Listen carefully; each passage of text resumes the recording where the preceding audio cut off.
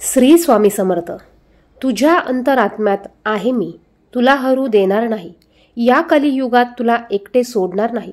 जी झुंज तू खेळतो आहेस मनासी, त्यात तुला मार्ग दाखवत असणार मी.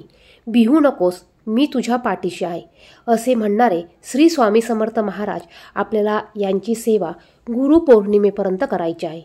आपल्या घरात असणाऱ्या कोणत्याही अडचणीसाठी, कोणत्याही समस्येसाठी तुम्ही ही सेवा करू शकतात.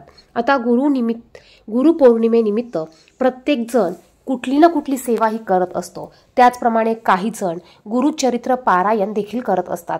आता प्रत्येकाला गुरुचरित्र पारायण करायला टायमिंग असेलच असे नाही, पण जर का तुमची खूप इच्छा असेल, तुम्हाला गुरुचरित्र पारायण करायचं आहे, आणि जर का जॉबला जात असाल, लहान मूल असेल किंवा इतर कोणत्याही अडचणी असेल, आणि त्यामुळे तुम्हाला जर का गुरुचरित्र पारायण करायला टायमिंग नसेल, वेळ नसेल, किंवा तुम्ही एवढे 2 ते 3 तास रोज देऊ शकत नसेल, तर तुम्ही आवर्जून या व्हिडिओमध्ये सांगितलेला या एका अध्यायाचं तुम्ही पठण करू शकतात. तुम्ही जर का वर्किंग वुमन असाल किंवा ताई दादा असाल, तुम्हाला जर का गुरुचरित्राचं पारायण करायचं असेल आणि तुमच्याकडे अजिबात टायमिंग नसेल, तर तुम्ही दररोज तुमचे 10 ते 15 मिनिटं देऊन हा एक अध्याय तुम्ही दररोज वाचन करू शकतात. तुमच्या सर्व मनोकामना पूर्ण करण्यासाठी गुरुचरित्र ग्रंथातील या एका अध्यायाचं पठण तुम्ही करायचं आहे. या एका अध्यायाचं पठण केल्यामुळे तुमच्या सर्व इच्छा, मनोकामना ह्या पूर्ण होतील. तुम्हाला तुमच्या कामामध्ये यश मिळेल. तुम्हाला ज्याही तुमच्या इच्छा असतील, ज्याही तुमच्या कामना असतील, त्या कामनांची पूर्ती होईल. तुमच्या कामामध्ये तुमची प्रगती होईल. असा अत्यंत प्रभावी असा हा एक गुरुचरित्रातील अध्याय आहे. हा अध्याय तुम्हाला दररोज 21 दिवस पठण करायचा आहे. बघा, ही सेवा तुम्ही 1 जुलैपासून सुरू करू शकतात ते 21 जुलै म्हणजेच गुरुपौर्णिमेपर्यंत करू शकतात. गुरुपौर्णिमा 2024 मध्ये 21 जुलै रविवार या दिवशी आहे, आणि तुम्ही ही सेवा 1 तारखेपासून करू शकतात, किंवा तुम्ही ही सेवा आजपासून देखील करू शकतात.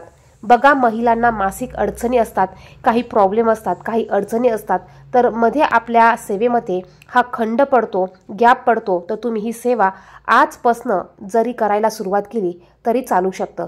अगदी 21 तारखेनंतर जरी तुमचे 21 दिवस पूर्ण होत असेल तरी चालेल. ज्या दिवशी तुम्ही हा व्हिडिओ बघाल त्या दिवसापासून देखील तुम्ही ही सेवा करायला सुरुवात करू शकतात. तर बघा, तुम्हाला स्वामींच्या फोटोसमोर, दत्तगुरूंच्या फोटोसमोर अगरबत्ती, धूप, दीप प्रज्वलित करायचा आहे. बसायला आसन घ्यायचं आहे. कपाळाला हळदी कुंकू लावून घ्यायचं आहे. आणि मग तुम्हाला या गुरुचरित्रातील हा 9वा अध्याय तुम्हाला पठण करायचा आहे. गुरुचरित्र ग्रंथातील हा 9वा अध्याय पठणामुळे तुमच्या सर्व मनोकामना पूर्ण होतील. तुमच्या इच्छा आकांक्षांची पूर्ती होणार आहे. इतका प्रभावी असा हा आपला अध्याय आहे. तुम्हाला जर का संपूर्ण 22 अध्याय, 23 अध्यायाचं गुरुचरित्र तुम्हाला वाचायला जमत नसेल, तर तुम्ही आवर्जून 21 दिवस तुम्ही गुरुचरित्र ग्रंथातील हा 9वा अध्याय वाचायचा आहे. अगदी तुम्हाला एका टायमात जरी तुम्हाला याचं वाचन करायला शक्य नसेल, तर बघा, तुम्हाला जो पण टायमिंग असेल, सकाळचा असू द्या, संध्याकाळचा असू द्या, त्या टायमामध्ये तुम्ही ही सेवा करणं गरजेचं आहे. बघा, सेवा तुम्ही कधी करत आहात हे महत्त्वाचं नसून ती सेवा तुम्ही किती भक्तिभावाने करत असाल, किती भक्तिभावाने करत आहात, किती मनापासून करत आहात, हे महत्त्वाचं आहे. स्वामी समर्थ महाराज, आपले गुरुमाऊली दत्त महाराज, बघा, तुम्ही सेवा ही सकाळी जरी केली किंवा काही दिवस तुम्ही सेवा संध्याकाळी जरी केली तरी देखील तुम्हाला तुमच्या सेवेचं संपूर्ण फळ हे मिळणार आहे. कारण शेवटी भाव महत्त्वाचा असतो. सेवा तुम्ही किती मनापासून करत आहात, ती भक्ती तुमची महत्त्वाची आहे. बघा, आपल्या स्वामींना आपली भक्ती ही खूप प्रिय आहे. त्यामुळे तुम्ही पूर्ण श्रद्धेने, पूर्ण विश्वासाने तुम्ही हा अध्याय 21 दिवस गुरुपौर्णिमेपर्यंत दररोज पठण करायचं आहे. आता मासिक धर्म आल्यावर बघा, महिला असतील, मासिक धर्म आला तर तुम्हाला ते 5 दिवस तुमचे स्किप करायचे आहे, आणि त्यानंतर ही सेवा पुन्हा तुम्हाला कंटिन्यू करायची आहे. त्याचप्रमाणे जर का तुम्हाला गुरुचरित्रातील हा 9वा अध्याय पठण करणं शक्य नसेल, तुमच्याकडे तेवढा सुद्धा टायमिंग नसेल, तर तुम्ही 1 श्लोकी गुरुचरित्र पठण करू शकतात. बघा, हा एक श्लोक आहे. हा श्लोक तुम्हाला दररोज 11 वेळा बोलायचा आहे. तुम्ही हा श्लोक 11 वेळा बोलू शकतात, 21 वेळा बोलू शकतात, अगदी दररोज तुम्ही 108 वेळा देखील हा श्लोक बोलू शकतात। तर श्लोक असा आहे, ज्यांना 52 अध्यायी मोठे गुरुचरित्र वाचन करणे, पारायण करणे इत्यादी करणे शक्य होत नसेल त्यांनी निदान हा श्लोक तरी रोज 11 वेळा मोठ्याने श्रद्धेने म्हणायचा आहे।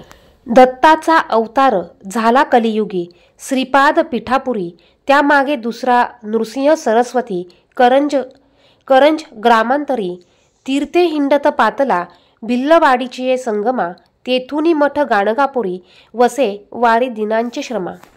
हा श्लोक तुम्ही दररोज 11 वेळा बोलू शकतात। गुरुपौर्णिमेपर्यंत तुम्ही हा श्लोक 11 वेळा मोठ्याने म्हणायचा आहे, तरी देखील तुम्हाला तितकेच पुण्यफळ प्राप्त होणार आहे। भिवू नकोस, मी तुझ्या पाठीशी आहे, हे वाक्य वाचलं आणि ऐकलं तरीही स्वामी समर्थांची मूर्ती डोळ्यासमोर उभी राहते।